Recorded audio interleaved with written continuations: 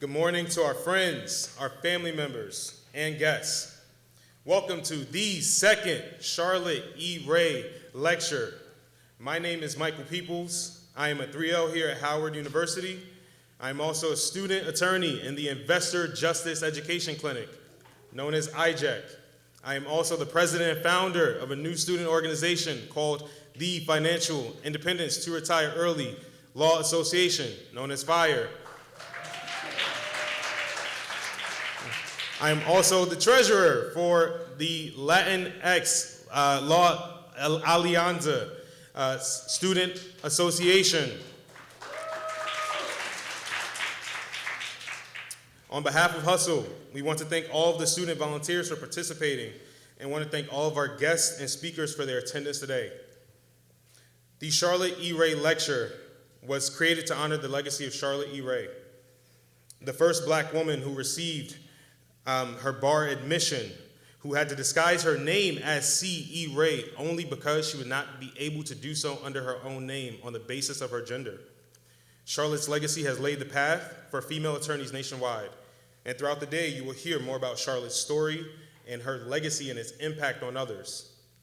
Charlotte's story resonates with me personally because it reaffirms my belief in God, that no matter the obstacles and paths in your way, God will open that door for you and you will break through. Our speakers today include current and former attorneys from various divisions of the government, most notably the SEC and the Department of Justice. Our wonderful speakers will discuss their pathway and journeys to obtaining positions in criminal prevention and enforcement. Their stories are indispensable. They're made of gold and you won't find them elsewhere. To my fellow students, please note, our guests are here to meet you today.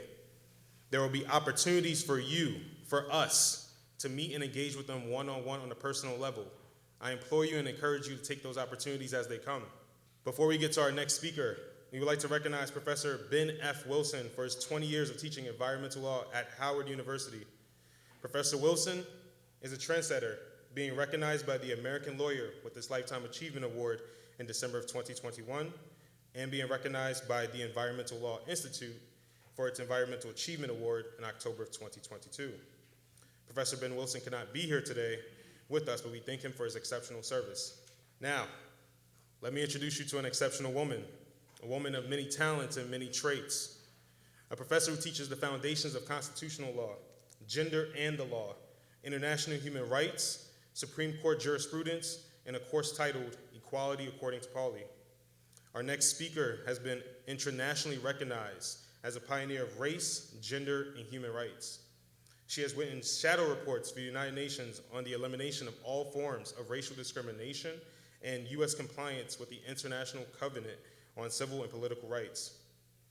I have not had the pleasure of taking this wonderful professor's class. However, her students have described her as the prime example of how a Howard lawyer thinks, who challenges her students to think critically and to challenge the status quo, who steps outside the normal traditions and creates her own, one who continuously seeks engaging discussions with her students about the law, who is youthful and has an extreme willingness to connect with her students on a personal level.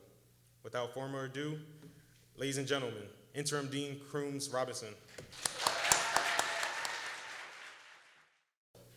I'm so glad to see all of you all.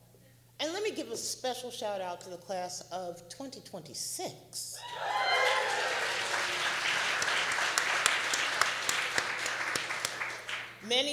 For our guests, many of the students you see here in the moot courtroom are members of the 1L class. Their professors who teach them legal writing this morning have been quite generous in agreeing to, we don't say we cancel a class, we are convening the class in the moot courtroom. And they were incredibly thrilled, the prospect of meeting our keynote.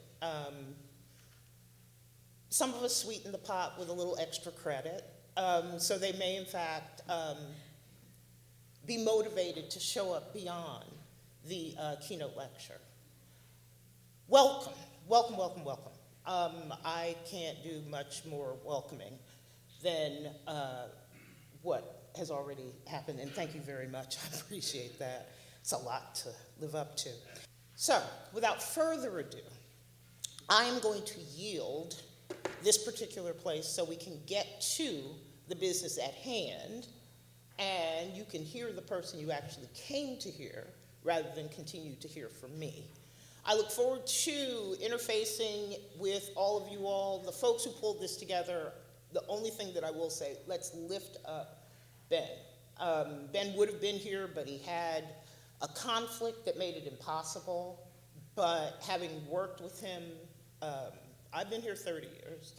So having worked with him for those 20 years, extraordinary attorney who has done so much for our students, including even thinking about lifting up Charlotte E. Ray in this way. So he's not here, but his imprint is everywhere and at the core of why we're here today. So, without further ado,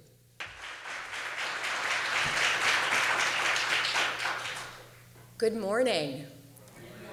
Thank you so much, Dean Crooms-Robinson and Howard University School of Law, students who are here, for having me here today. It's just a pleasure to join you for the second annual Charlotte E. Ray Lecture and White Collar Crime Conference, and really to witness firsthand just how far and how much this conference has grown in 1 year. I'm Nicole Argentieri. I'm the Acting Assistant Attorney General for the Criminal Division. I have the great privilege of leading the women and men of the Criminal Division, many of whom focus on combating white-collar crime, particularly in our fraud section and our money laundering and asset recovery section, or MLARS. And you'll be hearing directly from some of the dedicated public servants in the fraud and MLARS sections on panels just later today. But before we get to the panels, it is my honor to introduce today's keynote speaker, former Attorney General Loretta E. Lynch. Being asked to give this introduction is particularly meaningful to me because before she led the entire Department of Justice, she was my boss as the U.S. Attorney in the Eastern District of New York. When I started as an AUSA in ED&Y in 2007, Loretta was already a legend in the office, from her earliest days as a narcotics and violent crime prosecutor to her work on political corruption and civil rights cases. Loretta prosecuted the high-profile case of Abner Louima, a Haitian immigrant who was sexually assaulted by uniformed police officers in a Brooklyn police precinct in 1997. And she later served her first stint as U.S. Attorney from 1999 to 2001 in the Clinton administration. Loretta was known for being tough, no nonsense, and a consummate professional. While in private practice, after leaving the U.S. Attorney's Office for the first time, Loretta remained committed to public service, performing extensive pro bono work as special counsel to the International Criminal Tribunal for Rwanda, which was established to prosecute those responsible for human rights violations in the 1994 Rwandan genocide. We in the ED&Y were just thrilled when President Obama nominated Loretta in 2010, again to be our U.S. Attorney. And I think it's really a testament to the esteem in which she is held, certainly in the Eastern District of New York, but also at the highest levels of government. ED&Y is very much like a family. Sometimes I joke that it's like a mafia family because there's only one way out. Once you're in, you're in. And ED&Y enjoys this tight-knit camaraderie, and I think it's because of leaders like Loretta who make it feel like home. As AUSAs, we spent more time inside the office than we did out, and unfortunately, so did Loretta. I will never forget the Sunday I was in the office in a back hallway near a war room prepping for trial. No shoes on, hair in a bun, hand-waving, using unfortunate language, about some last-minute motion a defense lawyer had filed in my case, when there Loretta emerged from a back hallway to say hello and check in. For once, I was speechless. Loretta is an outstanding leader. She's a fantastic lawyer and a phenomenal public speaker. And she was willing to let us in on her secret. She puts in the work. She does the research, she spends the time, she examines the issues. Whether Loretta was supervising the groundbreaking FIFA prosecution, for which she was dubbed the FIFA Slayer in the press, or an international heroin ring run by the mafia, Loretta always asked the question that no one else in the room had thought of. And she always made us better, including by asking us to do more. and lifted us up, making sure to recognize everyone's contributions. As U.S. Attorney, Loretta implemented a community service requirement for attorneys in the office. For her, it wasn't enough for us to uphold the rule of law and protect victims and hold dangerous defendants accountable from the comfort of our offices, which, if we're truth-telling, we're not that comfortable. But she understood that to be the most effective we could be, we needed to be out in the community, forging relationships with community leaders and organizations, with victims and their advocacy communities, and offenders. That to get at the root causes of crime, we needed to take our work and our understanding up a level to the streets of Brooklyn, Queens, Staten Island, and Long Island, and to have the hard conversations. As a DOJ leader, I know today that we all understand the importance of community engagement as a critical component of our law enforcement efforts. But I also know that we stand on the shoulders of Loretta and others who forged that path. Loretta was more than a boss. She is a generous, kind mentor and a friend to all of us who worked for her. As Attorney General, AG Lynch's oversight of the Department of Justice was integral to protecting the United States from terrorism and violent extremism. From successfully prosecuting terrorists to bringing the department's first charges against state-sponsored hackers, to disrupting terrorist plots before they happened. Under her leadership, department attorneys worked every day to protect the American people, from initiatives like the Violent Reduction Network and efforts to keep deadly firearms out of criminal hands, to holding financial institutions accountable for irresponsible lending practices, to combating fraud and corruption. As Attorney General, Loretta continued her work to make our criminal justice system more efficient, more effective, and more fair. Under AG Lynch's watch, the department instituted landmark reforms to the federal prison system, especially with regard to how it prepares inmates to live productive, law-abiding lives once they have paid their debts to society. She also deepened the department's commitment to empowering survivors of human trafficking and vigorously prosecuted crimes that target Americans because of what they look like, how they worship, or who they love. As these few examples make clear, Loretta's tenure as Attorney General was incredibly accomplished, but it was also historic. As the first Black woman to serve as Attorney General, AG Lynch is a particularly fitting person to give this lecture in honor of Charlotte E. Ray, the first Black woman attorney in the United States. And although she's now back in private practice, Loretta remains committed to using the law as a tool to increase fairness, equality, and justice throughout our society.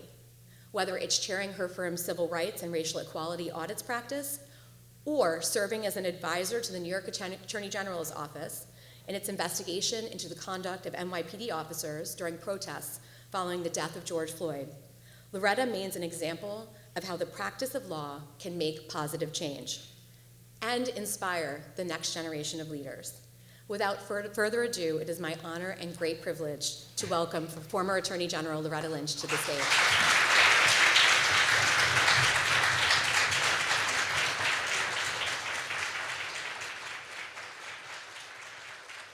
Thank you so much, Nicole. Thank you so much for that warm introduction, but also thank you so much for your friendship and your support over the years. You are one of the many people who make the Eastern District a truly special place, and I cannot tell you how proud I am that you are leading this department's criminal division in its efforts to protect the American people, and at the same time, keep our system not just efficient, not just thorough, but fair.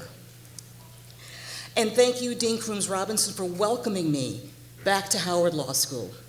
I haven't been back since 2016 when I was so honored to speak to that year's graduating class, and to look out and see the wonderful students that you've assembled in the subsequent years is a testament to the greatness of this school, to the great leadership of you and all the deans. And so I thank you all for welcoming me.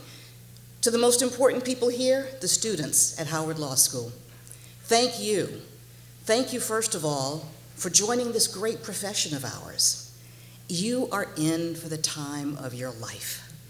I'm so delighted to be here with you and also all of my friends from the department in my current life and in my past life. I'm so happy that you're continuing this conference and this lecture. And I want to tell you also that it's wonderful that you have picked this focus of the law for this conference, white-collar crime. It can be considered inaccessible sometimes, but this particular area of the law can only benefit from this outstanding group of students and lawyers. And as all of you are learning in your classes, or will, whether it's through corporate finance, through capital markets, private equity, or others, financial instruments shape our economy and our world. And the systems that keep the engines of our economy running smoothly, running efficiently, and most importantly, running fairly, are key to opening up our economy for everyone. And as I sit before you today, we are descendants from people who were the only commodities mentioned in the Constitution. We are integrally linked to the economy of this nation and need to be fully involved in managing it and running it. These efforts need the best and the brightest. These efforts need Howard Law School students. And having Charlotte Ray as your inspiration is indeed fitting. Her brilliance in corporate law was noted from her early days here at Howard Law School. And upon her graduation, 152 years ago this spring, quite a while ago, she became the first Black woman lawyer in these United States. And she graduated into a world that, much like today's world, doubtless did not really know what to do with her. A world that couldn't deny her brilliance, but could see to it that she didn't profit from it. A world that, when she left the law to teach and work on women's suffrage, told her that no matter how many degrees she had, she still could not participate in our democracy and vote. In fact, a world very much like today. She's the perfect inspiration, not just for this conference, but for these times. And were she to be here today, I know she would rejoice at the many advancements in equality and opportunity that we have today. But there is so much within our world that she still would have recognized.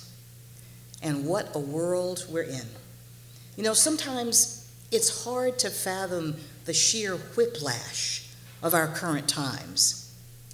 Just 4 years ago this spring, the world watched in horror as a young man named George Floyd lost his life under the knee of a uniformed Minneapolis police officer.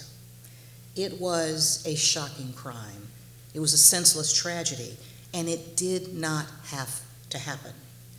And for those of us who've worked on police reform over the years, it stood as a rebuke to our efforts. And I know that many of us during that time period struggled, and still do, to make sense of a legal system where the ultimate symbol of protection for so many is also an inherent symbol of fear for so many others. And of course, we saw an outpouring of rage and pain. It filled our hearts, it filled our streets, not just here, but around the world. And when the equally shocking and unnecessary, completely unnecessary deaths of Breonna Taylor and Ahmaud Arbery came to light that same summer as further symbols of our country's refusal, and I use that word deliberately, as this is a choice that is made over and over again, our country's refusal to deal with the original sin that begat the systemic racism woven into the fabric of our society. That summer, our hearts just exploded. And then something different seemed to happen. As people marched and spoke, they were joined by a broad swath of humanity, both in this country and around the world. We actually came together in an epiphany of understanding and empathy that began to fuel what we hoped was systemic change to deal with this systemic problem. And we saw the possibility of change that recognized the costs of pernicious racism, not just to its immediate victims, but to all of us. To all of us. We began to explore its roots and branches in an effort to understand why we continue to let a distinction without a difference repeatedly tear us apart. And with this awakening, there began to be a reckoning. There began to be an understanding. There began to be a concerted effort to look and move forward.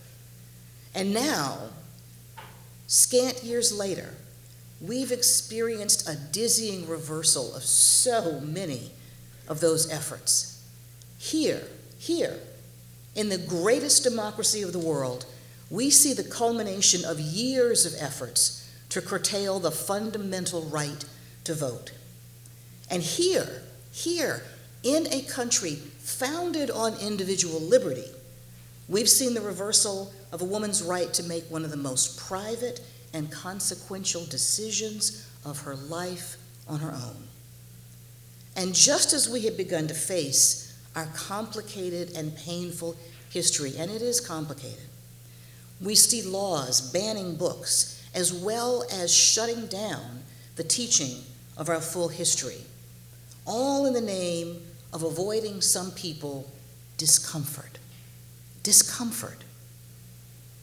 Now, if the biggest problem in your life is hearing about someone else's pain when you haven't even experienced it, you're really not doing too badly. But yet, that becomes the watchword of the day. And of course, last summer's Supreme Court decision in the Students for Fair Admission case, a misnomer if ever I've heard one. It felt like forward progress in the world has stopped yet again. And since then, those who live in fear of forward progress, those who fear competition, have begun to say the quiet part out loud, that more opportunities for all means diminishing opportunities for them, which is deeply rooted in the belief that opportunity belongs to only one group in this country, and any change must be on their terms. Yes, Charlotte Ray would have recognized this world. She would have known what she was looking at. These are challenging times indeed. But here's the thing. We don't stop in challenging times. Charlotte Ray did not stop in challenging times. This law school has never stopped in challenging times, and neither do we. It takes more than a reminder that the law, no matter how much we may love it, has not always been used to advance equality, to stop us from pushing for that goal. And it takes so much more than willful blindness to what discrimination actually is to stop forward progress. I was honored to join with the American Bar Association to submit an amicus brief in Students for Fair Admission. And I am tremendously proud to have helped lead a New York State Bar Association task force over the last several months that is focused on the way forward for higher education, for business, and for the courts in this new legal reality. In our report, we walk through the current challenges facing our institutions, who recognize the value, both inherent and quantifiable, of diversity within their ranks, as well as how to incorporate the new legal reality into their practices. We look forward. We focus on the continued validity of Title VI and Title VII. And while acknowledging the heightened risks that some corporate diversity initiatives may incur, we also stress the risks of backing away from commitments to diversity, particularly in the business world. Risks are great because the benefits of diversity are real. The risks of losing your competitive advantage in a global economy. The risk of not just losing customers, but of losing talent. But as I look out at this legal landscape today, I have to say, what probably hurts the most is to see the opponents of equality and inclusion use the law to try and roll back the last century. The law, the instrument that we have used for so long to push forward. We've used the law to open our society, to level the playing field, to unlock our greatness, and to see it used, to see it perverted, to see it turned around, to close opportunity, and even to close minds, is not just painful, it is deeply, deeply wrong. And these are indeed challenging times for those of us that love the law and still believe in its infinite potential to uplift us. Charlotte Ray believed in that. She graduated into a world that not only did not recognize her ability, it still did not recognize her humanity. But her faith was in the law as a way to move forward. And spanning history, we see, and we are informed by, and frankly, we are comforted by the fact our current travails, our problems, these issues, they're not new. They are part of the cycle of progress and pain that defines this country, that we have been through before, that we have lived through in every generation. But why does this cycle feel different? Why does it feel more intense? Yes, there are the cases and the lawsuits. Yes, there's the pain of watching our own Supreme Court turn away from us. But why is it so different now? Why is it so more harsh? Because this current push to curtail the rights is a reaction to how far we've actually come. We are in the midst of a backlash to the progress of recent generations that always comes. It follows as night follows day, as Jim Crow followed Reconstruction. And while these are challenging times, we have been here before. And we have to recognize the intensity of this backlash is reflective of the weight of the progress that we have gained. We would not generate so much fear if we were not so powerful. So let us never forget, never, no matter how strong the opposition, no matter how intense the flurry of cases, we are still the forward-moving forces in this battle. We are. We are the ones looking forward. We are the ones looking to grow this democracy. We are the ones looking to expand this electorate. We are the ones looking to include everyone, regardless of background. And as we look at these efforts that are underway today, to limit and even crush our democracy, to curtail our public discourse, to ignore how far we've truly come, the lesson to take from this is that the pendulum has swung this way before and likely will again.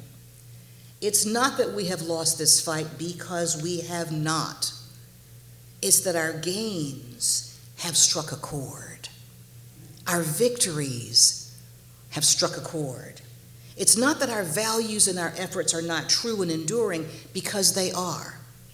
But it falls to every generation to defend them in their own time. It has been said, the price of freedom is constant vigilance. And it is. This price falls to everyone. And now, it's just our turn. And history shows us that some of our greatest advances have come after periods of intense opposition. Now, I know this isn't easy. I know these times are hard, these issues are challenging. But here's the thing, it's never been easy. Charlotte Ray knew that. Charlotte Ray lived that.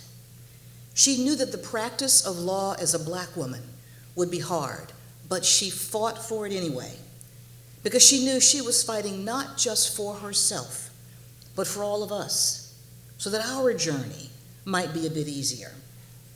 She fought for the right of all women to vote in the suffrage movement, knowing full well, that Black women were being removed from that equation, but she pushed that boulder uphill anyway, and she helped to build a coalition that became a pillar of the modern civil rights movement. Charlotte Ray knew that sometimes we're not the ones who get every race over every finish line. Sometimes our role is to push through the difficult stretch. Sometimes our role is to just hold the line and pass that baton on to someone else. So what are we prepared to build? Every effort is worthwhile, even if the end is still out of sight. Now today, you're going to focus on the challenges of policing the core of our economy. The economy the next step in the civil rights movement, because without equal access to the economy, there is no true equality. And I also see that you will spend time talking about the path to the Department of Justice. And I hope that you explore that. And I hope that you explore that and all of the paths open before you. That was the path that I was fortunate enough to share, along with so many friends who were here in this room today. And it truly was an honor to serve as the Attorney General of the United States, to be able to lead the Department of Justice, the only cabinet agency named for an ideal, to expand civil rights for all, to protect this nation from terrorism, to work on criminal justice reform. Working with people who are in this room today, we worked to protect the most vulnerable among us, from those suffering elder abuse to those caught in the trap of human trafficking. I was able to travel this great country to work on improving the relationship between law enforcement and the communities that we served. And of course, it was wonderful to work with our first African American and our greatest president. That was wonderful.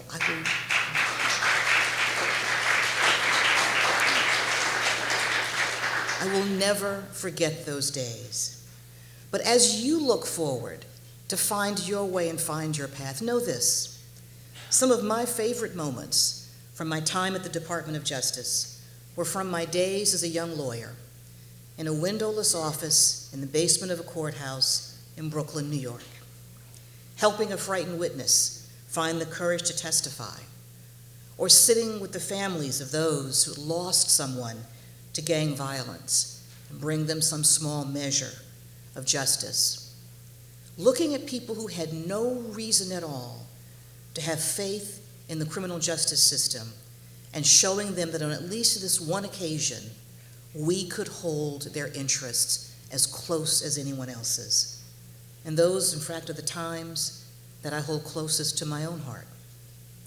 And as you move forward throughout this conference, throughout your time at this great law school, throughout your career, you'll find your own way too. You'll find your space in this great profession of ours. And all of us, in the spirit of Charlotte Ray, will be at your back. So thank you for letting me spend a few minutes with you here this morning and honoring the memory and the legacy of this great woman.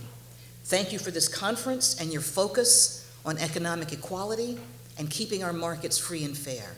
And most of all, thank you for all that you are doing and will do for the cause of justice in the days to come. I stand next to you. Thank you so very much.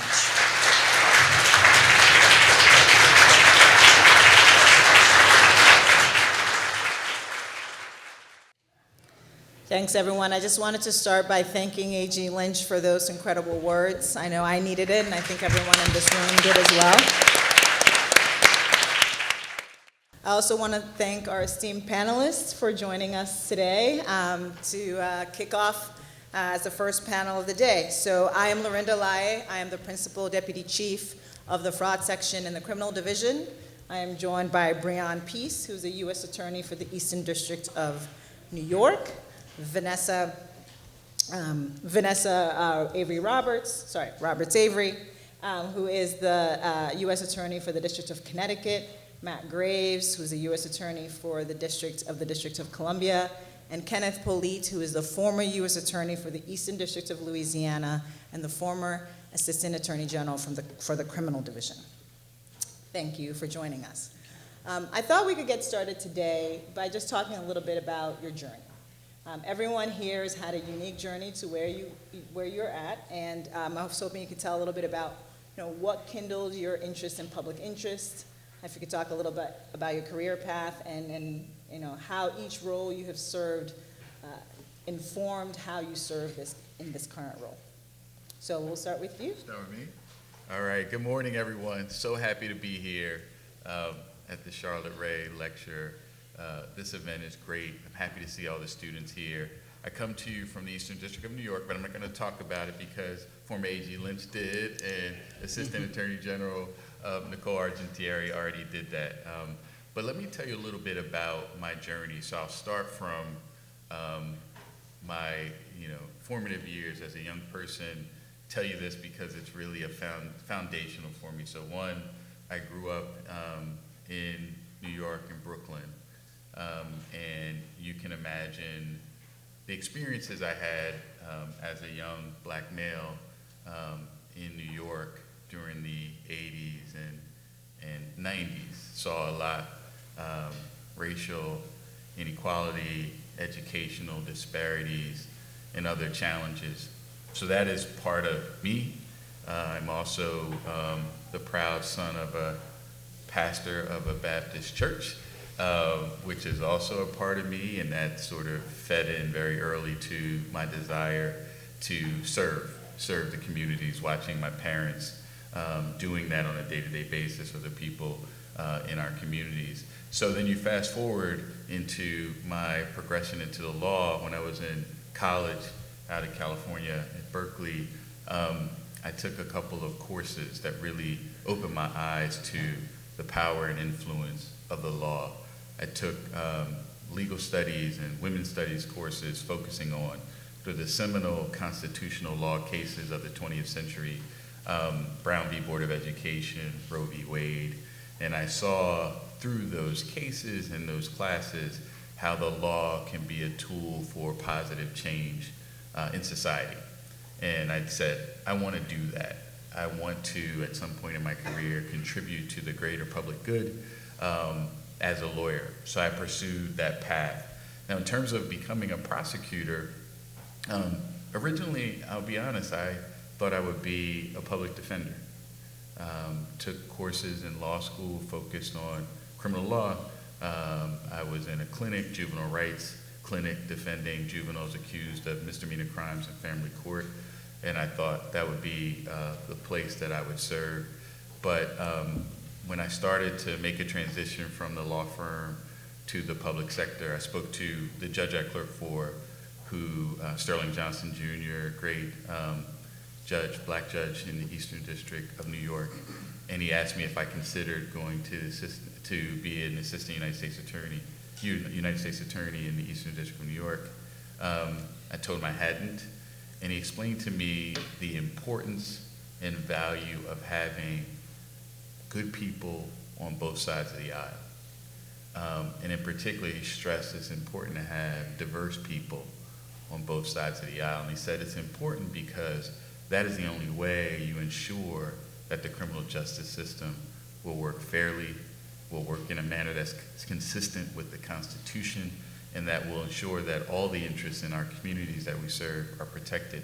He explained that prosecutors wield immense power and influence in the criminal justice system, and that from that seat, you can have significant impact. You think about who you charge, what charges to bring, what plea offers to offer, who goes to trial, what positions to take at sentencing, whether or not to dismiss a case that was brought that shouldn't be continued, jury selection, who's going to sit on the jury, things of that nature are all sort of important tools that are used as prosecutors in doing their job. So that was significant for me, and I decided to pursue the job of Assistant U.S. Attorney.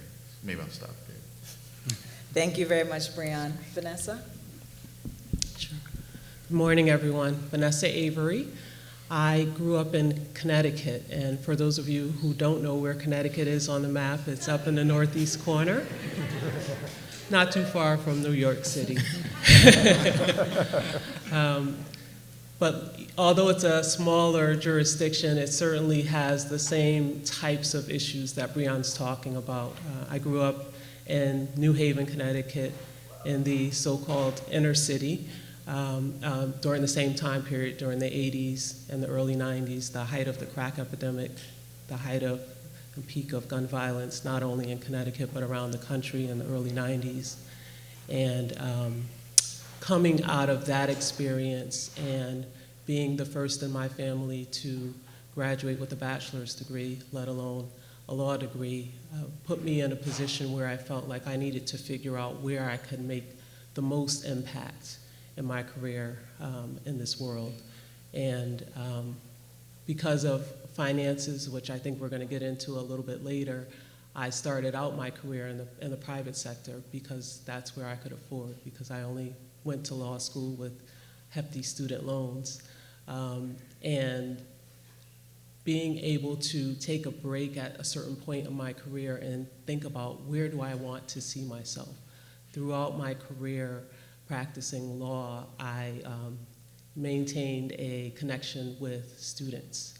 When I was an undergrad, I also studied, I was an African American Studies major, history major. So HBCUs have always been near and dear to my heart. But I also studied education and have always throughout my career maintained a connection to students at all levels, law students, college students, and elementary, middle school, and high school students, because I think it's important for all of you, as Breon said, to see yourselves in these roles that we are in now. I didn't know any attorneys before I went to law school. It was my mother who planted the seed in my junior year of college. What about law school, she said.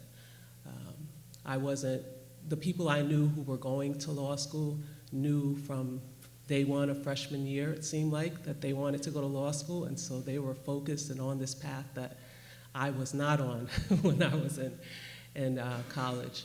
And that question sparked an interest in me and started conversations which resulted in a lot of the information that Breon talked about, talking to people who were lawyers, who understood the system in a way that I didn't understand it, helped me to see where I could really make a difference by being in a particular role. And so when I had the opportunity to first work for the Department of Justice down in Washington, D.C. here for a couple of years early in my career, I was able to have my eyes opened to an entire new world of opportunities that I hope those of you who are in this room are opening your eyes to today. The information is much more accessible now. You can just do a Google search and learn a lot, go on our websites. Back then, there was a book that was about this thick that you had to flip through and then call people up and get information, but we're all here for you today. One thing that I will leave you with, because I want to make sure I leave time for the other panelists to tell their stories, is don't be afraid to explore different things. As I mentioned, I started out in the private sector. While I was there, I maintained my connection to the community and my passion for public service through pro bono work, through activity in nonprofit organizations. They're always looking for people to be on nonprofit boards, and so there are so many different ways you can connect with your communities. But I hope that you will walk away from here feeling the desire to explore more what it means to work for the federal government in particular, and to join us in our mission to really make sure that the system serves everyone. There's so much trauma in our communities because of the historical vestiges of discrimination in this nation that still need to be addressed, and we can't address them all, certainly through prosecution, but most of our offices now are very heavily engaged in community engagement. We're looking at reentry solutions. We're looking at a variety of different ways to support the work that needs to be done. And so, again, I hope that you will all continue to explore these opportunities. Thank you for being here. Thank you. Matt? Thank you, Lorinda, and it's an honor to be here. So some people have some really profound origin stories from a young age, knowing that they wanted to get into prosecution, and you're about to hear one. From someone to my left, that is not my story. I lucked my way into prosecution. A little bit about my background: I grew up in small town, eastern Pennsylvania. Both my parents were the only people in their respective families, and the first people in their respective families to go to college. They did not join corporate America. They were not accountants, lawyers, doctors. All that to say, I didn't have exposure to career options and opportunities. The reason I first became interested in law was I had a high school football coach when I was in 8th grade who was also my social studies teacher, who said, "I think you'd be a good lawyer." And I said, well, that sounds interesting. And I grew up at a different cultural moment than many of the law students in the room today. When I grew up, If there was a show about a lawyer, it was a prosecutor, and the prosecutor was the hero of the story. I am original Law and Order vintage. So I said, prosecution, that's what a lawyer is. So my sophomore year in college, I was looking for things to do that summer, and I saw something called the U.S. Attorney's Office in the District of Columbia.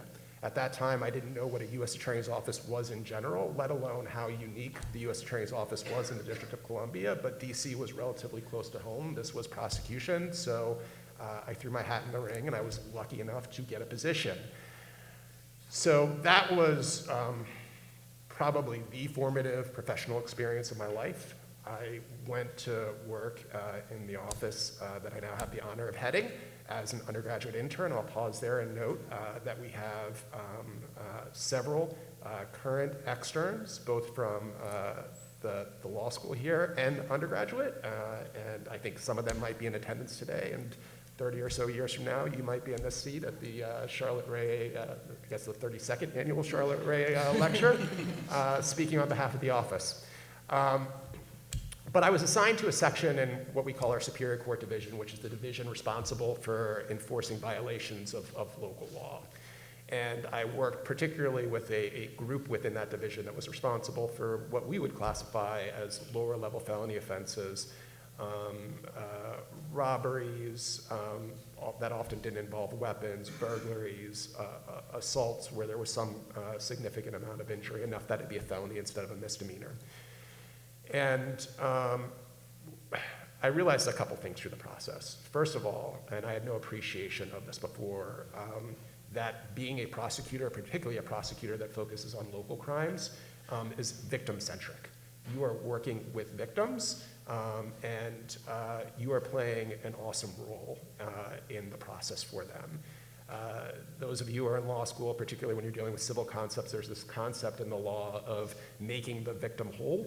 What you quickly realize when you work in the criminal space is there's no such thing as making a victim whole. You can never put them back to the place they were before they suffered the trauma inflicted on them through the crime, but going through the process is a necessary part of the healing process for them. And it often just going through the process, right? Because we don't always secure a conviction on the other hand. And we've had so many victims when we fail to secure a conviction say, you know what, you advocated for me, I was heard, I was seen, and this has helped me to move forward. So being able to be part of that process is amazing. And then I fell in love with trials as well. So being able to do both of those things just had me completely sold on going into prosecution at some point in my career. We're going to get into the financial issues later. I didn't immediately become a prosecutor, but I will say, having had a number of different jobs since graduating from law school, all of them fulfilling, there's something uniquely fulfilling about being a prosecutor and advocating on behalf of victims. Thank you, Matt. Last but certainly not least, Kenneth. Thank you, Lorinda. Point of privilege, the detour from our initial question, just to brag on the people who are at this panel with me and their colleagues. One of the untold stories of this administration is how tremendously diverse the leadership of the Department of Justice is right now. These are 3 African Americans sitting before you right now who lead some of the most significant districts in this country. They are not alone. You will hear from many of them throughout the day, including our U.S. Attorney from San Francisco, our U.S. Attorney from Manhattan. We have a U.S. Attorney who sits in Nevada right now, who previously served as both the prosecutor as well as a public defender. Vanessa is the first African American and first African American female to lead her office. I could go on and on, including our U.S. Attorney in Maryland, who's our first African American to serve as the U.S. Attorney in a local district that's of great significance for us all. I say this because, again, it is not something that gets highlighted enough. This is an administration that has been deeply committed to diversifying the ranks of this department, of this agency, and of many other aspects of the work of this administration. And I think it is something for all of our students to take heed of, that there are many different paths to this work. You've heard a snippet of a few of those this morning already. My story is one that began in New Orleans, Louisiana, born and raised there. Grew up in one of the most impoverished parts of that city, the lower Ninth Ward, an area of the city that was ravaged by Hurricane Katrina, and as we sit here this morning, has never recovered. Raised by a single mother who raised 3 boys. All of us went on to attain college degrees. Statistically, that's not something that was supposed to happen, but it did.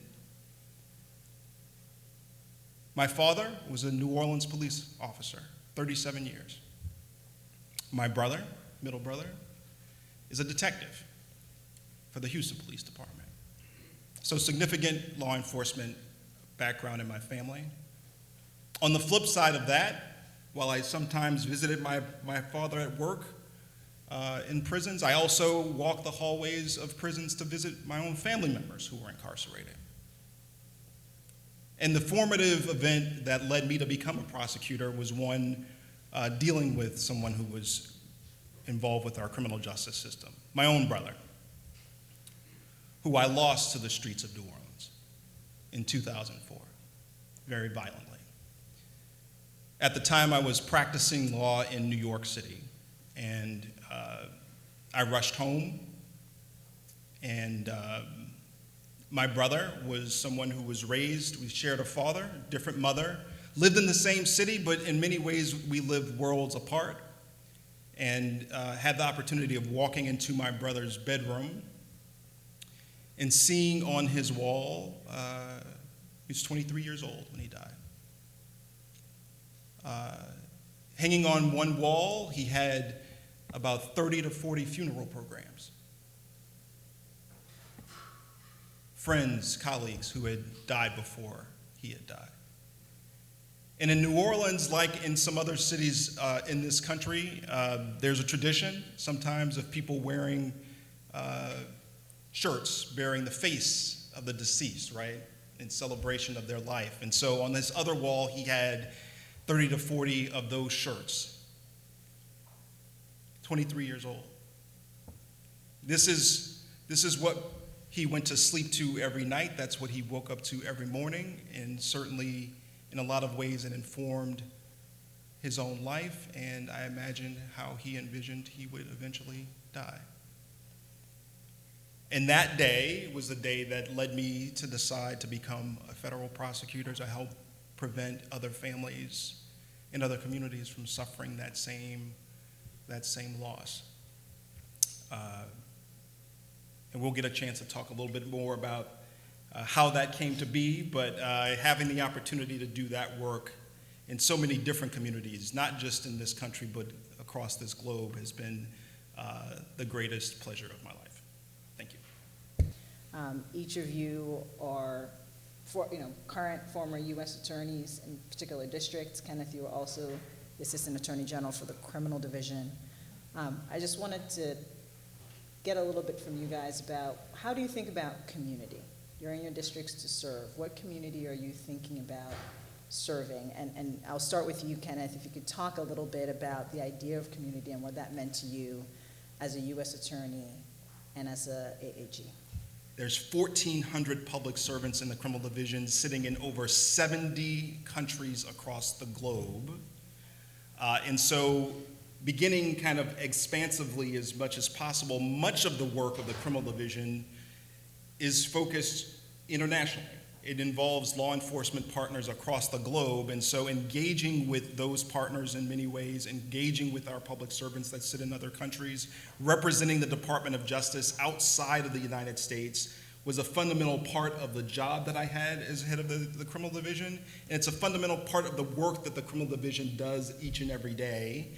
And so taking that task to heart and embracing that obligation was a big part of the job, which requires you to get out of Washington, D.C., which, frankly, all of you should be trying to do as much as possible. Whoa.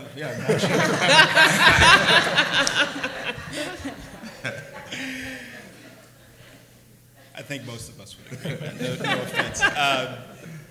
And so what that meant was traveling to other parts of this globe. We spent time in some of the countries that you would imagine that are regular partners for us in Europe, but it also meant traveling to parts of Asia. It meant traveling to parts of Latin America. It meant traveling and being the first Assistant Attorney General to travel to Africa and engaging with many of our law enforcement partners on that continent. Moving more domestically, the work of our community, for me as an AG, meant embracing these U.S. attorneys in their communities. I got a chance to visit each and every one of these districts during the time that I was in that chair, and many others, meeting with those U.S. attorneys, meeting with their assistants, and if possible, connecting with the communities that they serve, and you'll get a chance to hear directly from them about how important that connectivity is to the work they do. But for me, our U.S. attorneys, in many ways, became our primary partners and thus my primary community. And then locally, when we talk about community, I had the pleasure of serving as a U.S. attorney. You'll hear how connected that work must be to the communities that you serve. I would say as being in the criminal division, it was just as important to me to find that connectivity to the communities in which we live and directly here in the Washington, D.C. area. It's part of the reason why we worked so hard to establish the conference that we're meeting in today. And it's just as important, it was important for us to establish, in my opinion, the division's first day of service, where we were able to get out of main justice and into the communities where we live and work and pray and connect with the people that we are trying to serve on a day-to-day basis. And so it is a very broad concept of community that we had during that time that I know all of our leaders embrace on a day-to-day basis. Hello, I'm Kim Chaffee. I'm a third-year student here at Howard Law. And Mr. Peace, when you were describing why you wanted to be a prosecutor, it's a story that I've heard before from other prosecutors that, and stories that they have tried to tell people like me, that it's important to have people on both sides of the aisle representing people, representing diverse groups and minoritized groups. And I understand it, but I feel like it's hard for me to be convinced, because how can you change a system when the system itself is what is broken?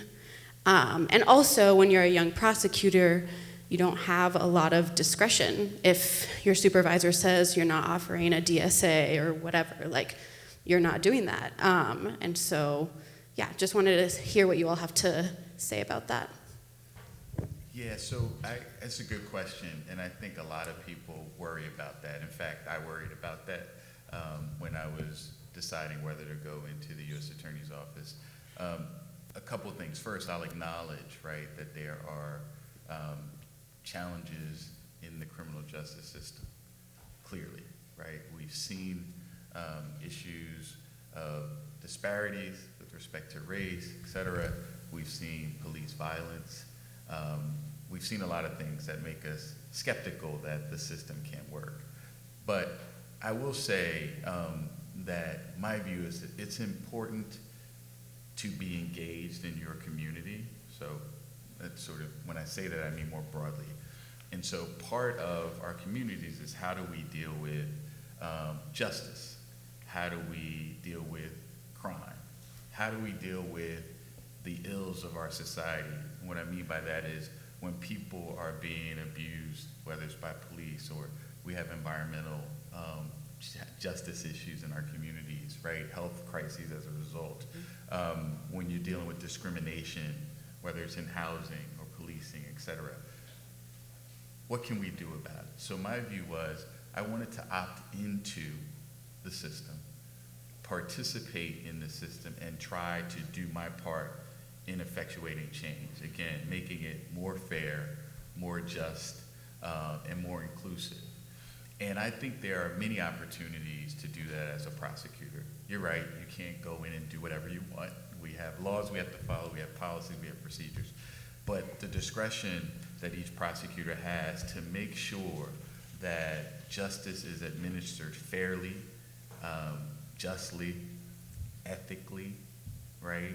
to make sure it's delivered with compassion and empathy for our fellow human beings, to make sure it's issued without bias, racial, political, or other, without fear or favor, making sure the most powerful aren't given a pass while folks in our communities are treated more harshly. I do believe we have the ability to tilt the scales of justice favorably. And I found that as a young prosecutor in the U.S. Attorney's Office, there were many situations where I did go to my supervisor and say, hey, I think there's a problem with this case. And my supervisor listened, and often we made a correction that I thought was good for the defendant, the defendant's family, maybe good for witnesses, overall good for the community. So I think that's important to keep in mind.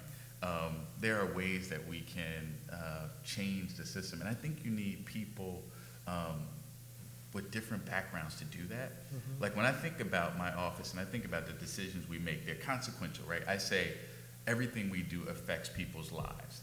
And I know this in part because I've served as a prosecutor, but I know it because I was a defense attorney, right? So when I look at my background, I've defended companies and executives, and I know that the prosecution decisions are consequential to a business, to whether workers will keep their jobs, right?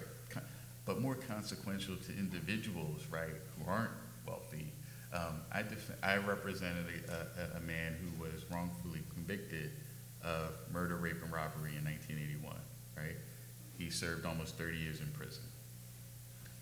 Failure of the system, failure of the police, failure of the prosecutor, failure of the judge, in my view, that happened. Spent almost 30 years in prison. We got him exonerated. He's now out, which is great. But that experience, right, informed me on the weaknesses in the system, the importance of making sure you get it right, that as a prosecutor, do the right thing always. And the right thing may be something more lenient. It may be dismissing a case, right? It may not be a win in court. It may not be something that garners the attention and accolades for the office, but it's justice. So I understand your point, and I think it's a healthy one. I had the same views when I was in law school and as a young lawyer, but I have found through my career that you can be an engine for change. It could be incremental, it could be small things, it could be big things, but it all matters in the scheme of things to the communities that we serve. And now, given the headwinds we're facing, and former AG Lynch talked about it, we need more people to opt in. If everybody who becomes a prosecutor comes from a certain background and thinks alike, think about what that looks like for the communities that we come from. Think about what that world is if there are no black prosecutors on this side of the table, there are no black police officers or black federal law enforcement agents. Do we think that's going to make the system better or worse? I think there's an opportunity for us to make it better, but opting in is one way. The other thing I want to emphasize a couple other things importantly. One is, from the position of prosecutor, you have the opportunity to hold people accountable. And that includes police. We've prosecuted in the Eastern District many cases where police have engaged in abuse, or prison guards have engaged in abuse, or frankly, public servants have engaged in abuse. You can hold people accountable for, and through that, right, you deter, you send a message. You also can interrupt bias, right? You can do that. Think about jury selection. I remember talking to colleagues at a time where we were talking about jury selection. It was like who they wanted to strike. There are opportunities to talk to people about your views of certain groups may not be right. And there's actually an argument, a strong constitutional argument, that everyone has a right to serve regardless of your racial background or ethnicity or whatever. So there are opportunities when you speak to police officers or agents to talk to them about the communities they're policing and educate and interrupt bias. So again, I think opting in is an opportunity to foster change. It may be slow, but I'm optimistic that we can incrementally continue to improve, but only if we're at the table. This is a pretty important question, so I just wanted to see if anyone else had anything to add. Yes, I'd like to just jump in and echo some of the principles that Breon brought up. I think community, just going back to that question quickly, the way I define community is us. It's us. It's really making that shift in our mindsets from this us versus them mentality. Government, they're doing something wrong. Government is bad, and it's somebody else's problem to fix. It's us, our, and we. We are the ones who have to make these changes that we're talking about. And so in my district, one of the first things that I did on my management team was to create the role of community engagement director. There is a senior prosecutor in my office who is in charge of our district-wide strategy across the whole state, across all of what we do in the community, to guide the work that we are doing, interfacing with the community, and to make sure that it's integrated with our strategy on the prosecution and investigation side.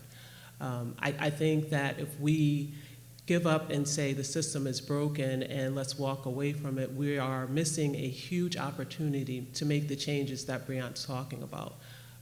If you were seeing what we're seeing from our vantage points, you would see that there is incremental progress being made, even in the short amount of time that we've been in our seats. And not only do we get to impact policy, but we get to impact the people who are coming into our offices and into these roles.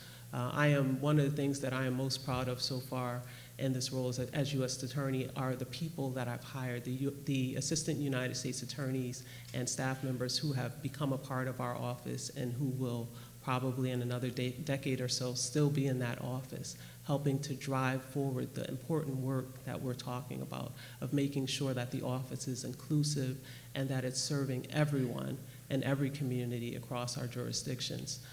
That is so important, and just keeping in mind the concept that government has the capacity to do so much good, a tremendous amount of good, but we really need competent, good people to move into these roles and to think of themselves and as leaders, future leaders of these different components across the Department of Justice and other government agencies in our jurisdictions. And I really hope that you are hearing those messages today, because we need you. We need the passion that you're going to bring to your work wherever you end up, and we need that serving all of us. So I very much appreciate the question, because we get this a fair amount, and I think it's just good to have the conversation. I have a bunch of different thoughts, and kind of want to push a little bit on the premise that the system is so fundamentally broken that it can't be changed by people of goodwill coming in. So look, there are multiple issues that we're facing. I'm going to start with some names that might be some in the DC area might know. So some in the social activist space might be familiar with the name Karan Hilton. Karan Hilton was illegally chased by Metropolitan Police Department in a reckless fashion that tragically led to his death. We have one of the lead prosecutors from that case sitting over here. Our office charged the officer both who engaged in the pursuit and the officer who helped to try to cover up the illegal pursuit. That's a decision that goes all the way to the top, and it only gets made if you have people willing to hold power accountable in place.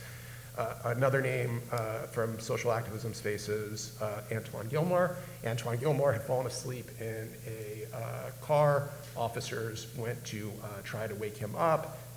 When he started to wake up, an officer allegedly, because the case is still pending, without justification, fired repeatedly into the car, killing him. That case has been charged by our office. So we have the tools already to hold those who violate the awesome position of trust to which they're granted, who violate that position of trust, accountable. And it really does, from my vantage point, matter who is in charge, not just who is in charge, actually, but even more importantly, who the line prosecutors are. Because the way things work in offices is a line prosecutor makes a recommendation to their supervisor, and then it eventually gets all the way up to me.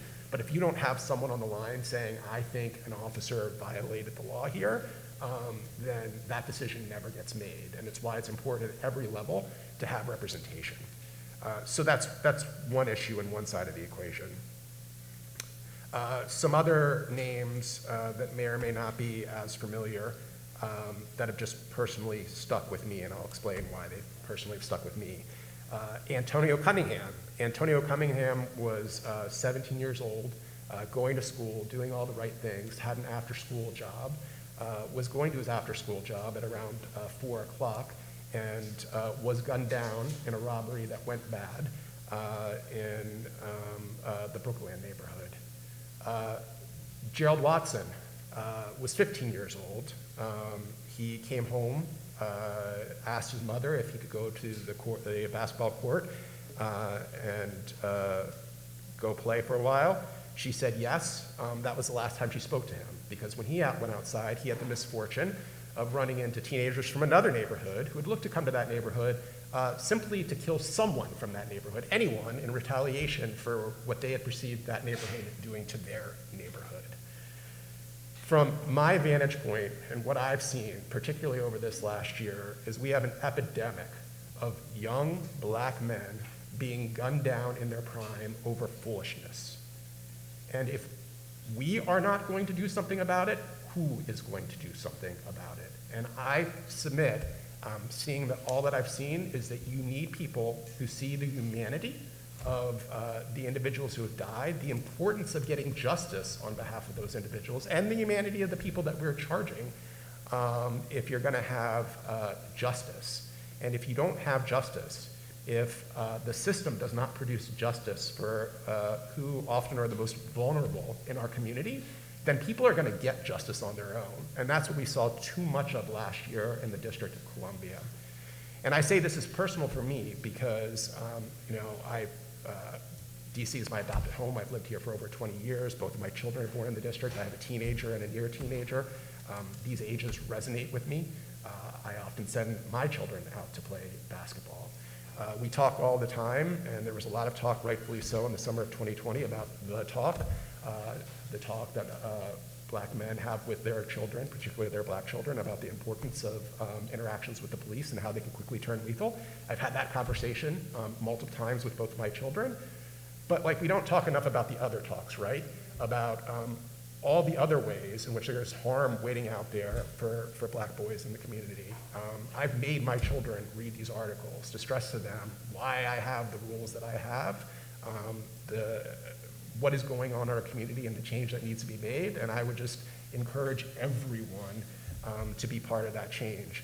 Yes, I've been a defense attorney, and the role of the defense attorney is awesome, and if that is your calling, you should go and be a defense attorney, but you shouldn't be under any illusions. As a defense attorney, you will go trench warfare, getting justice for each person that you happen to represent.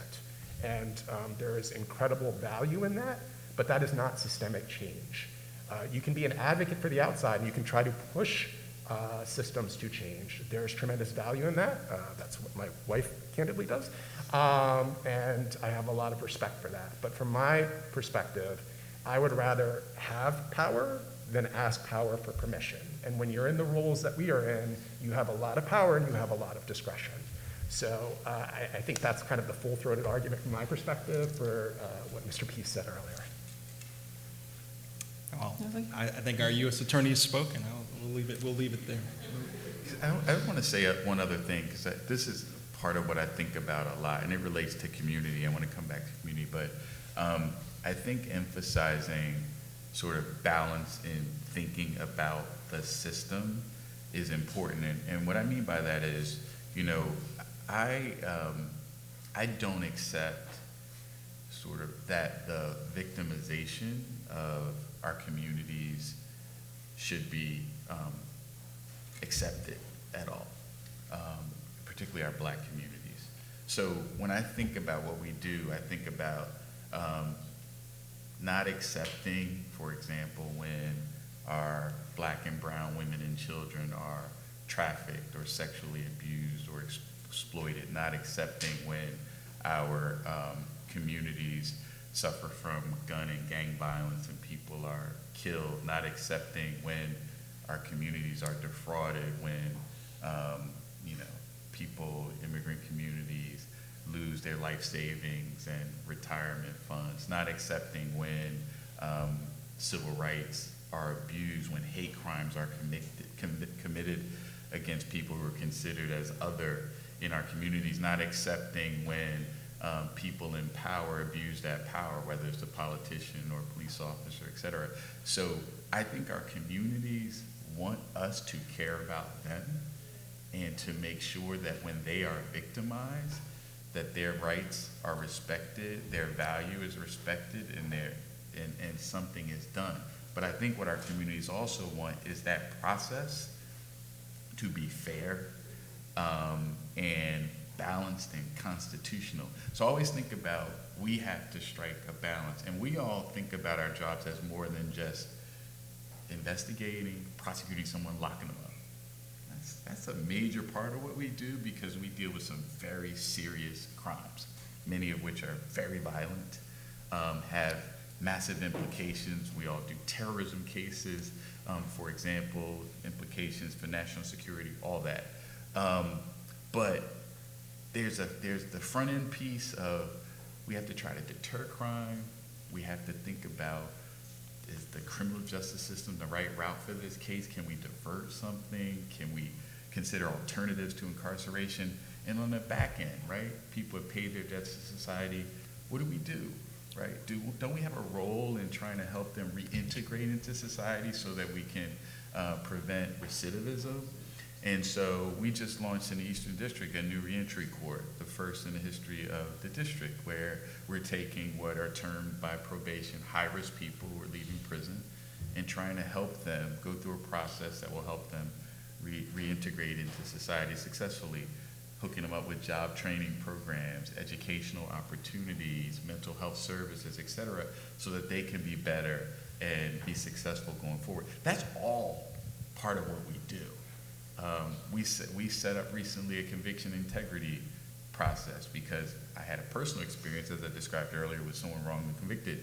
But I want to make sure, if ever there's a doubt, that we have a process to take that seriously, investigate it, and remediate if there's a problem. So there are things that we can do, and it happens, I think, even as a young prosecutor, you can do to make sure the system is working for the benefit of the community. I think it's important. Thank you.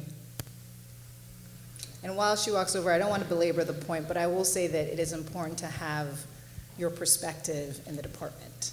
I think a healthy amount of skepticism is what keeps us all, I don't want to say in line, but it keeps us thinking about every minute, are we doing the right thing? And I'll just give a quick example of when I did a trial in Connecticut, and we had to do a sentencing of our defendant, who was a older white gentleman from the UK, and we did a sentencing memo where we laid out, it was an FCPA case, so in the fraud section we have the benefit of actually seeing and doing every FCPA case. We recommend sentences for every single defendant in every FCPA case, and we did a memo just outlining the different sentences that people have had.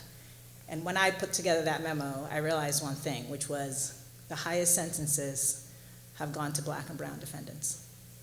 No one had noticed that before. That's not because my partners aren't well-meaning. I think there are a lot of people in the department who really, really do care about justice and care about equality and doing the right thing every day.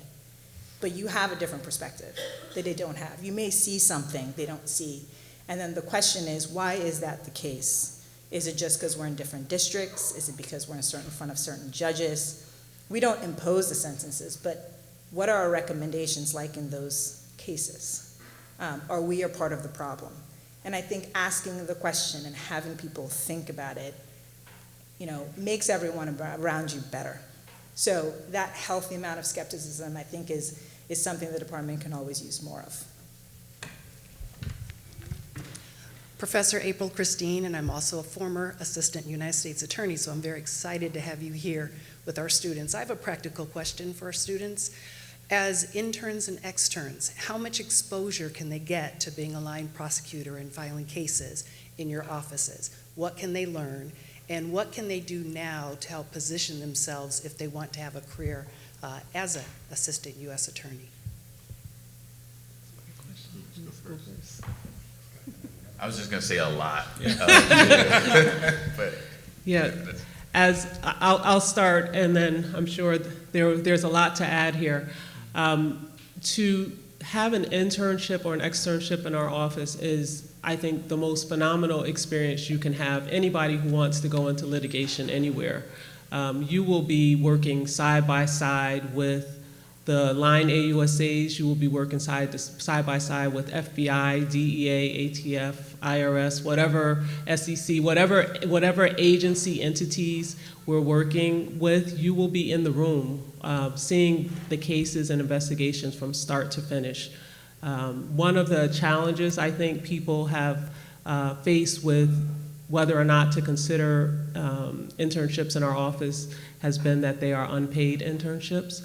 But what I will tell you is it is worth you getting a second job that's paid so that you can get that experience, or to do it as an externship and get class credit for it. I don't know that there are many other positions where you will get the type of experience you will get in our offices. Our interns, whether they are assigned to a particular case or not, whenever there's a trial going on, and there's almost always a trial going on, they get to, both behind the scenes and in the courtroom, to see as much of that as they can while juggling the rest of their responsibilities. So again, I can't underscore how important it is for you to consider an experience like that at some point, either while you're in law school or at some point, for those of you who are closer to graduating, if you have an opportunity to do so later.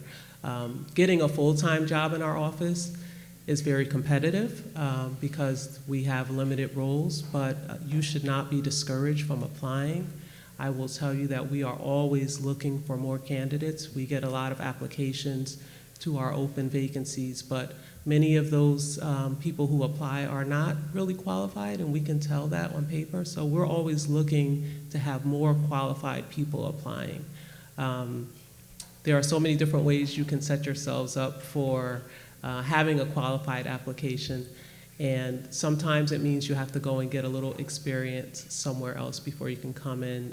We don't hire many people in my district straight out of law school, so you do need to go and get a little experience somewhere else most of the time. But I will pass it along to my colleagues here. Let me jump in, because there is actually a through line between the questions that we've had. You've heard from our U.S. attorneys a lot about the work that they do, but one of the most important, if not the most important role they have is who they hire, right? And one of the things that I always hearken back to is the first interview that I had as an assistant U.S. attorney. I served as an AUSA in the Southern District of New York. I was asked the question during the interview, do you have any reservations about becoming a prosecutor? All right, and I talked about how, while I appreciated all of the benefits that comes with the job in terms of vindicating the rights of victims and communities, I also appreciated the fact that for many of the defendants, when they would meet me, that would mean the end of their lives. It would mean, real trouble, upheaval for their families, their communities, and that would be a process that unfortunately would play out for a lot of defendants that look like me in the case of narcotics defendants. I got the job, I think, in part because that answer reflects the fact that I have a proper balance, appreciation for the perspective of the job, appreciation for the tremendous power and authority of the job. I can tell you that that's a question that I asked of every intern candidate in front of me, of every AUSA candidate in front of me. We often talked about this as I decided about who to promote within the U.S. Attorney's Office, within the criminal division. Hiring becomes one of the most important, if not the most important, because ultimately that is the legacy that you leave in the office, are the people that are going to go on to do that work, not for years, but in some cases for decades in these offices. And so identifying candidates, even at the earliest stages of their legal career as interns who have that particular perspective, I think is one of the most important things that we can do as U.S. attorneys. I think just to add a couple just practical nuggets. So I think at least in many U.S. attorneys' offices, Matt should speak because I think that D.C. is unique. You probably need about a minimum of about 3 years of experience post-graduation from law school. So that's important to know. But in that 3 years, it's important to develop your foundational legal skills. And what I mean by that is you want to have opportunities to write in a legal setting. Writing is incredibly important in U.S. attorneys' offices. Our AUSAs, both on the criminal side and on the civil side, do a lot of writing to the court, briefs, They write their appeals, argue their appeals to the Second Circuit for New York. So writing is critical. You want writing opportunities, brief writing, presentations, etc. Oral advocacy opportunities are important as well. So you want opportunities to stand on your feet and talk. And I'm not just describing a trial situation, because frankly, it's hard unless you go into a DA's office or public defender's office straight out. It's hard to have a trial in your first 3 years of experience coming out of law school. So when I say oral advocacy, I mean arguing in a motion in court, questioning witnesses, either in court or outside of court during the course of an investigation, making presentations to clients, making presentations to authorities. Those are all ways to get oral advocacy experience. Those things you can then leverage and talk about when you apply to become an assistant United States attorney. And I also add kind of a demonstrated interest and commitment to public service, because we're all looking for people who want to do the job for the right reasons. You want to do the job because you want to serve, you want to help people in the community. You don't want people who are coming in just want to lock people up and be aggressive and harsh. And so when you can show that I've done pro bono work at a law firm, or I was in a DA's office, or when I was in law school, I was involved in a clinic that helped serve people, underrepresented people. Those are all ways to show connection to a desire to serve the public. So those are good things to have.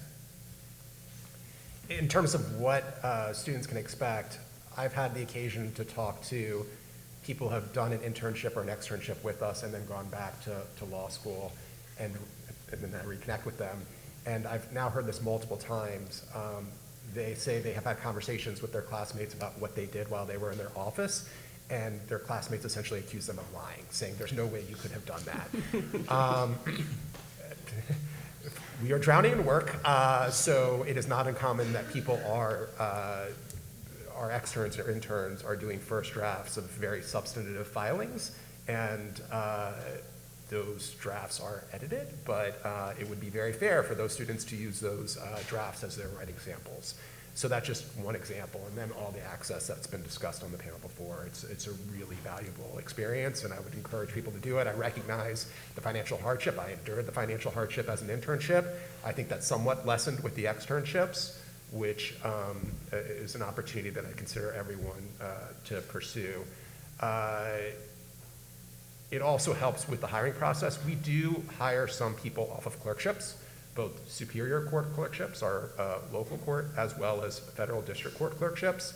If we're not hiring directly off a clerkship, then it is kind of like the other U.S. attorney's offices 3 to 5 years out.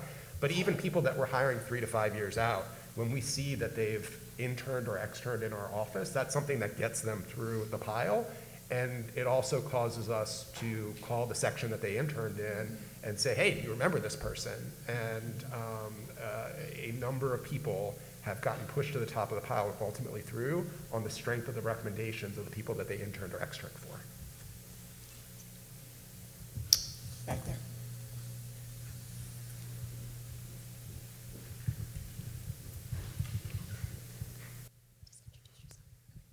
Hi, my name is Reagan. I'm a 3L. The question that I have is, what advice could you give someone who's like debating between going to a state's attorney's office or going to the U.S. attorney's office? So I have an easy answer for you. That's a softball for our U.S. attorney here in D.C. You can come to the D.C. U.S. Attorney's Office and you get both.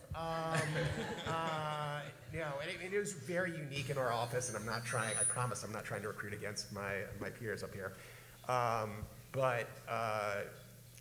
The bulk of our assistants are in our Superior Court Division doing traditional DA's work.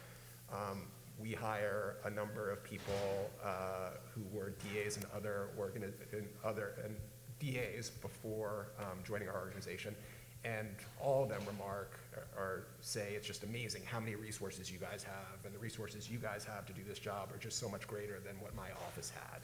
So it's a unique position to be a federal prosecutor getting paid a federal salary, which in general is higher than most state DAs, but still getting to do DA's work.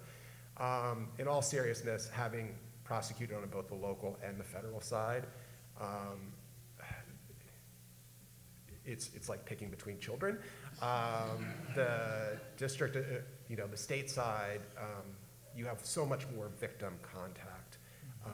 And it really is that work that we do, as important as all our work is in our office, that's the thing that's most tangible and most real to our fellow community members. And that is amazing.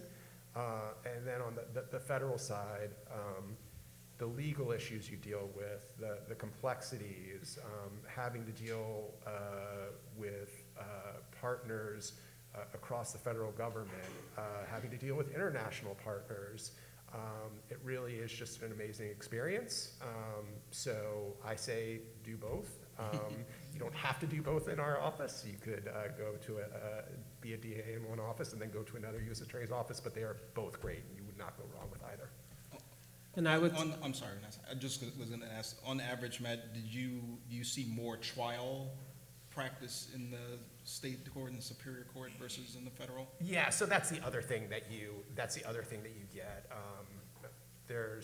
You will get more trial experience in our office than almost any other U.S. Attorney's office because of the state court side. I think we were just looking at the stats, and the national average for trial rates in federal cases is between like 1% and 2%. And even in a lot of states, it's kind of come down to those levels. California was at 1%. We just put out some statistics that showed we're going to trial in about 5% of our cases, which might not sound like much, but when you're saying 5 times what you're typically seeing, that is a lot.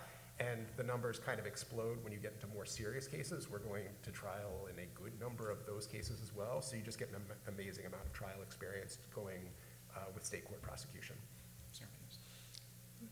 Thank you. I was just going to say, if you're going to be in the Northeast or leaving D.C., then definitely come to the U.S. Attorney's office. Not that we're biased at all, in our opinion, but I do want to make some distinctions for you, because Matt talked about trial level work, and you probably will get more opportunities at a DA's office to try cases. The one important distinction I want to highlight is there is a range of types of crimes you may prosecute at the DA's level that may be from less serious to very serious. At the federal level, we tend to focus on the most serious crimes, and that sort of addresses some of the issues raised earlier about what you're doing and how you feel about it too. Our cases tend to be longer term investigations in nature as opposed to reactive. So for example, in state prosecutor's office, you have to deal with a fair number of cases in which police have seen something or react to a crime, arrest somebody, and you have to prosecute. On the federal side, you're more likely to have, the lion's share of our cases are, we start with, there is a possible threat of XYZ fraud, or there's gang activity in this project. Let's build an investigation plan, build a case, and then take the case down. So you have a lot more influence over the investigation and making sure steps were taken that were both constitutional and in the best interest of the community. And then you bring down a case that can be very impactful for the community. So those are distinctions, because I think people conflate prosecution as we all just deal with the police arrest somebody on the street and then we prosecute. We really don't do that for the most part. Right. We're doing investigations. What are significant challenges in our communities? How do we address that? We come up with a plan, investigate, and then we prosecute. So there's a high level of confidence that the process was observed and done the right way, and also high level of confidence that we have the right people and we can prove everything that we would allege in an indictment. And that's why the success rate at trial and pleas are so high in federal cases, because all the work that goes in before an arrest and before an indictment.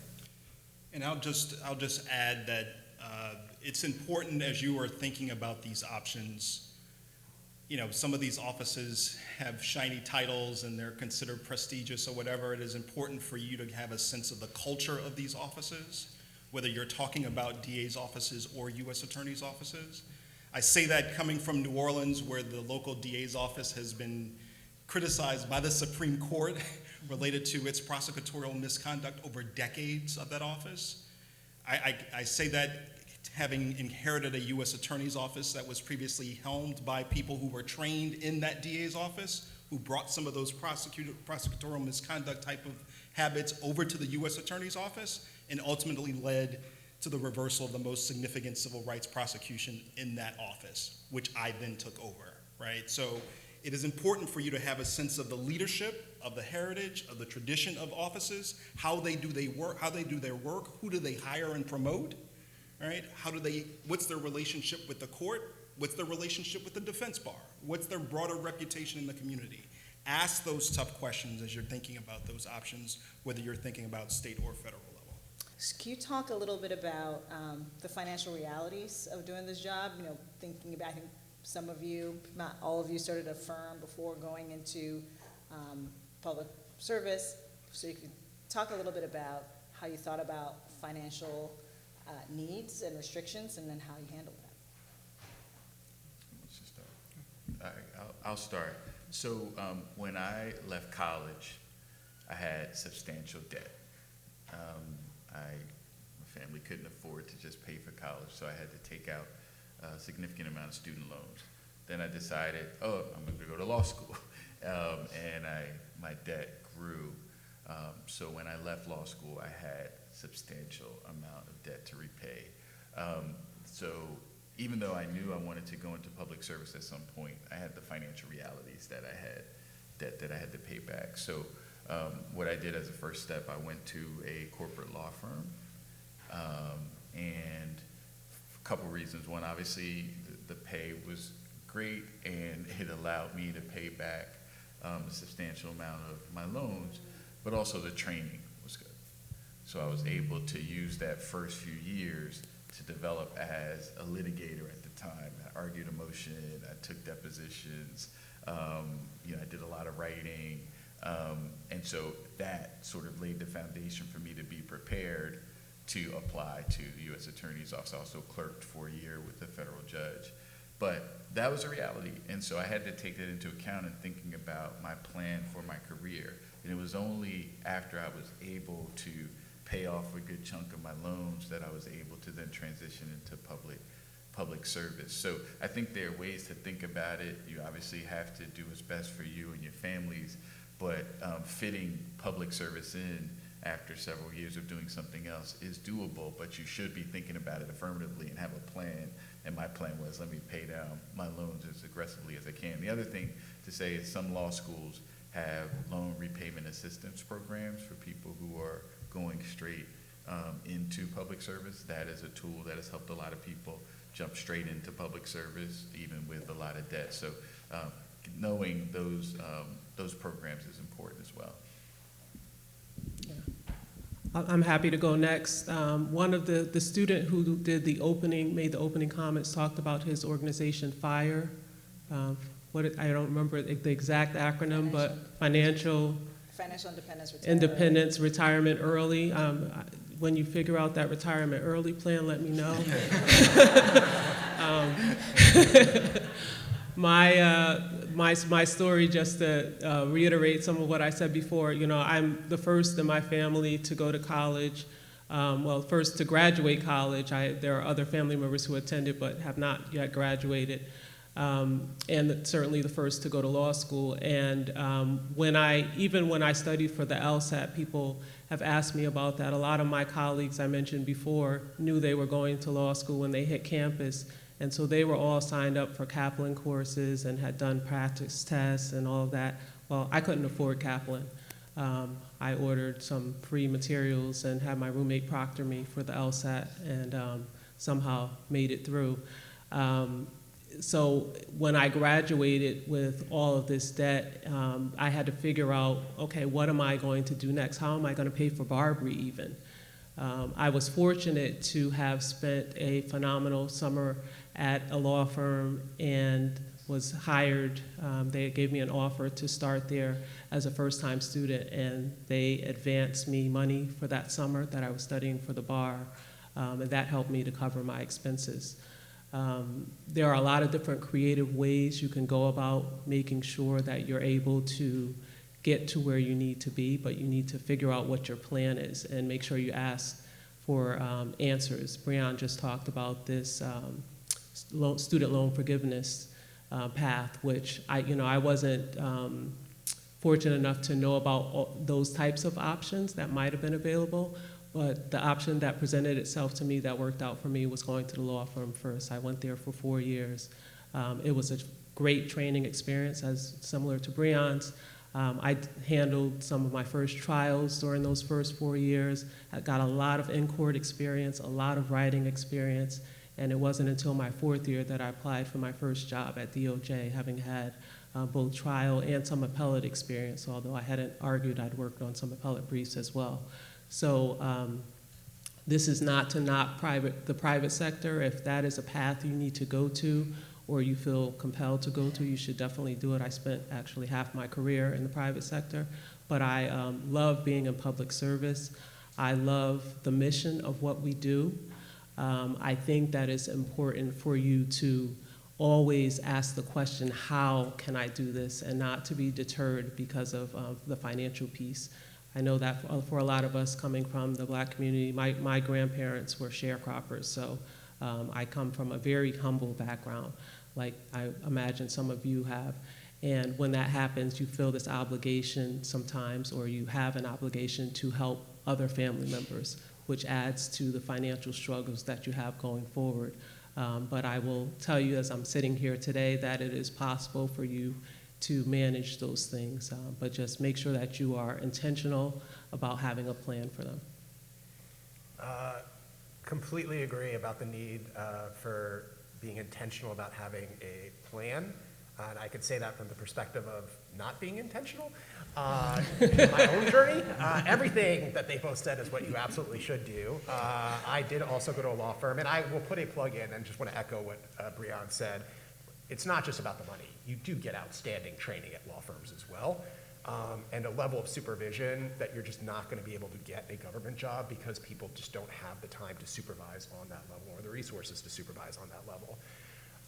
But yes, I was at a law firm for almost 5 years, did not pay down my law school debts as aggressively as apparently Breon did, and came to the DC U.S. Attorney's Office. Our office has an expectation that everybody who joins the office will stay at least 4 years, because it takes about that long to go through the rotational development system we have in our Superior Court Division. I fully expected that I was going to stay 4 years and then go back to my firm. I stayed almost 10 and didn't have a financial plan for doing so, and was very much financially hurting by the time that I left.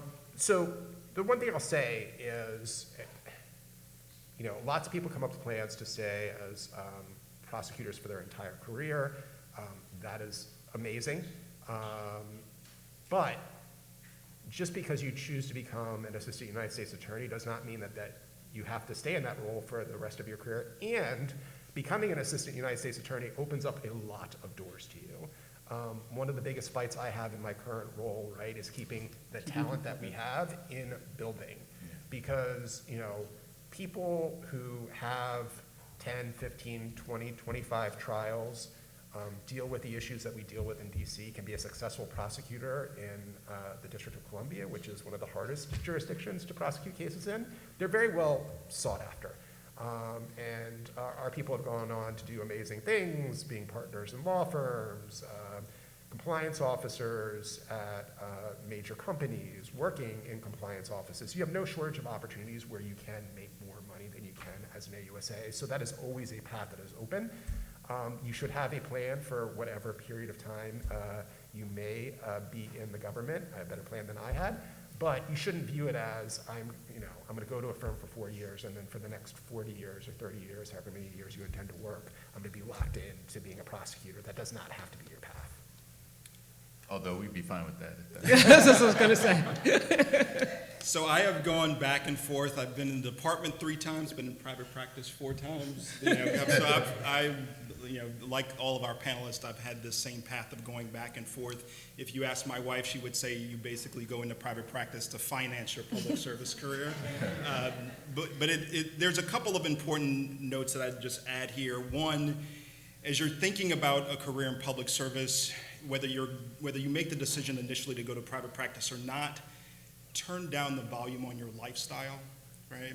There's a lot of trappings that come with the ability to buy that car, that house, that purse, that bag, whatever it might be, that you will see your friends and colleagues enjoying those fruits very early in their legal career if they're in private practice. If you are interested in going into public service, though, living below your means can be a great way to help you manage those expectations in the few years, right?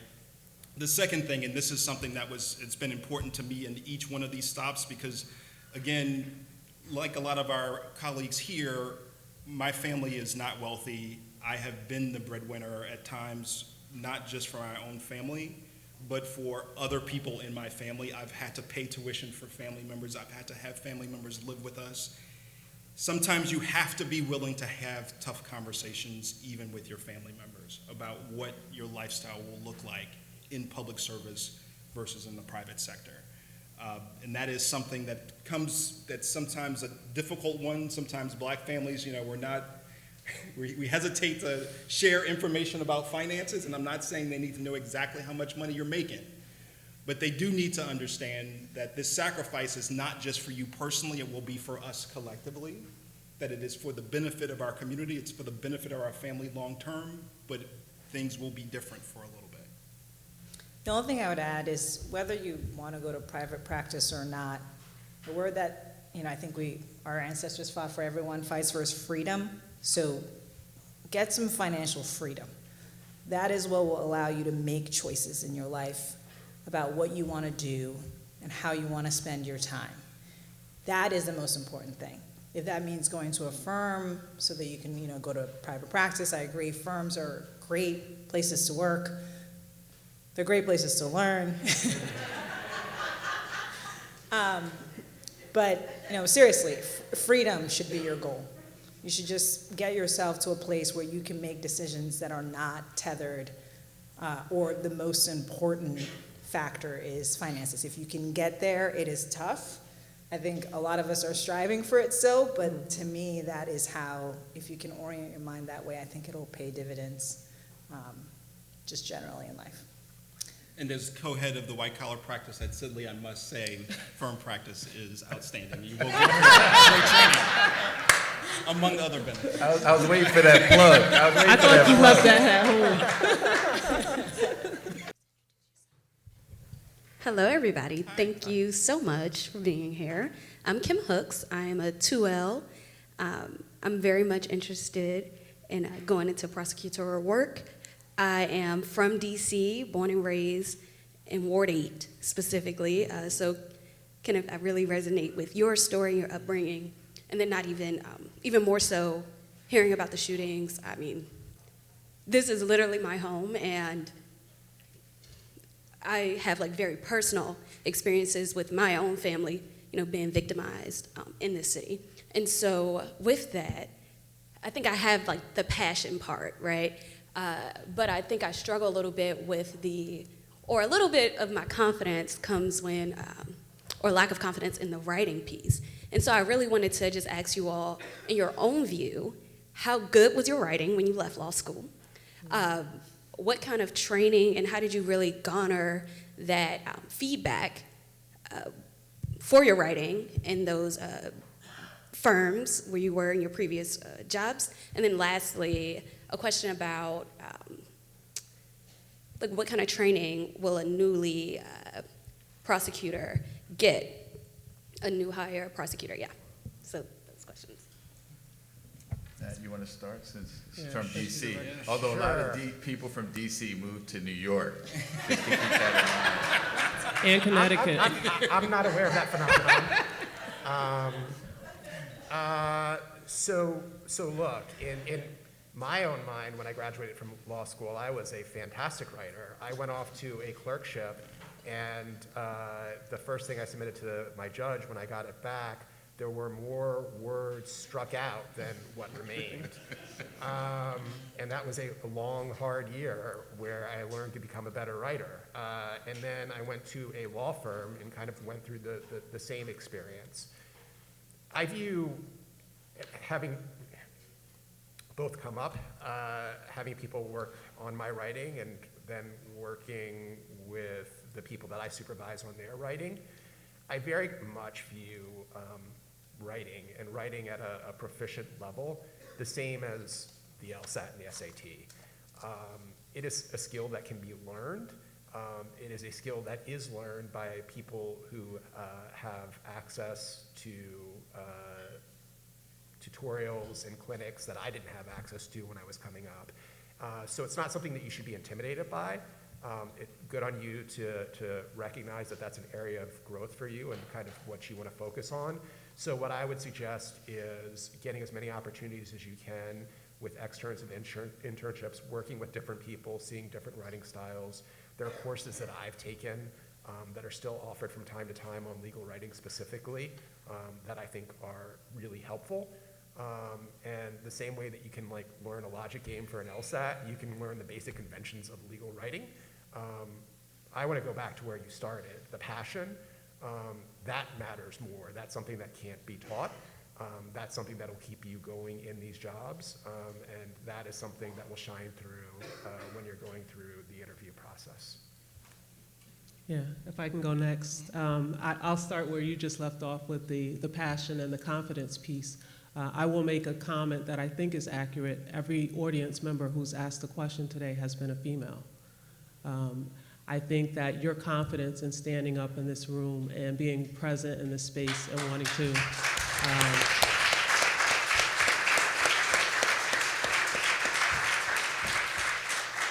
since this is the last question, I will just say I am honored to be on this esteemed panel with my male colleagues, but this is still very much a male-dominated profession.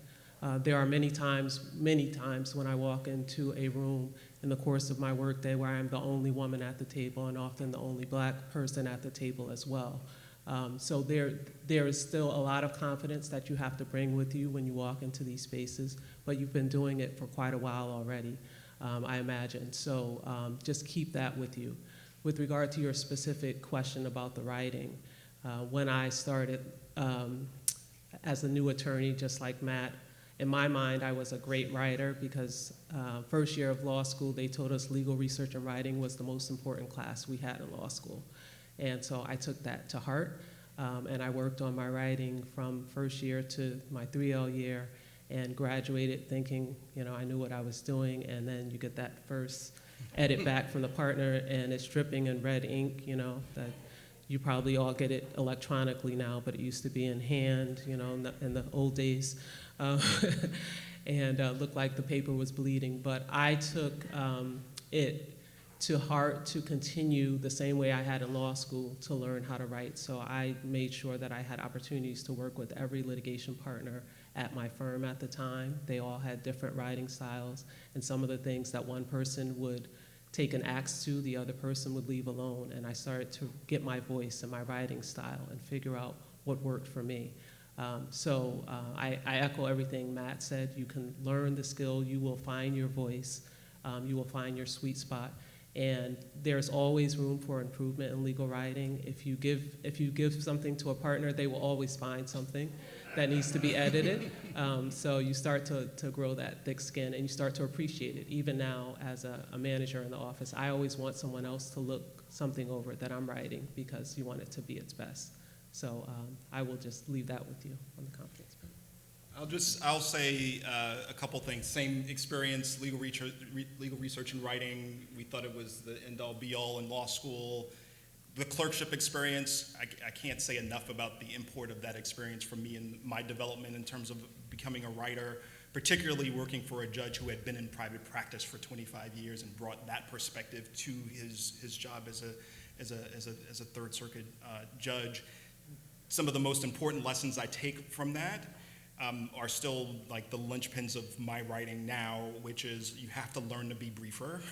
Shorter is always better in all writing, and a lot of times, it's counterintuitive to the way that we think about intellectually lofty writing being lengthy, and now I can tell you as we become leaders in this department, I don't have the time to read a 5-page memo. I need a 1-page summary that communicates the exact same information. Right? So working on how to make your writing briefer is so important. And then secondly, the writing sometimes becomes less important, particularly compared to your proofreading.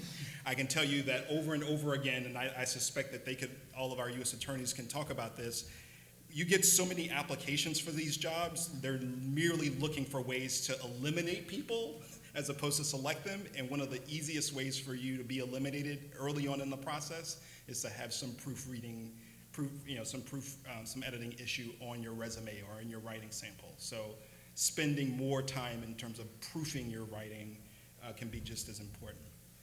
I agree with everything everyone said. I think the thing to realize, you're always working to improve your writing. I think even at this stage of my career, I try to get better. There's always some tip someone can give you that can help your writing. So just keep working at it. Ask for feedback. Be proactive, because sometimes you just get a markup and you don't understand why the person changed the things they changed. Sit down with them. Say, can you walk me through so you understand the thought process behind? I want to answer another part of your question, though. At the U.S. Attorney's Office, you get training on writing. We realize it's important to help people continue to grow as writers. So we do writing seminars, annual training for all of our AUSAs to come with an outside expert to come help folks work on writing. So it's always something you'll work on. The one thing I want to add before we go is in response to Vanessa's comments about the women, I clerked for Judge Sterling Johnson, and he hired a lot of diverse people, but the majority of his law clerks are women. And I was talking to him about that one time, and he said, Breon, no offense, but the women are just better. And so, I've done a lot of hiring in my career. I was the hiring partner at my former law firm, and now as U.S. attorney, I hire a lot of women. My executive team are all women. Women are very, very good. Brothers, sorry, but Thank you guys very much. Can we just give a round of applause for our panelists?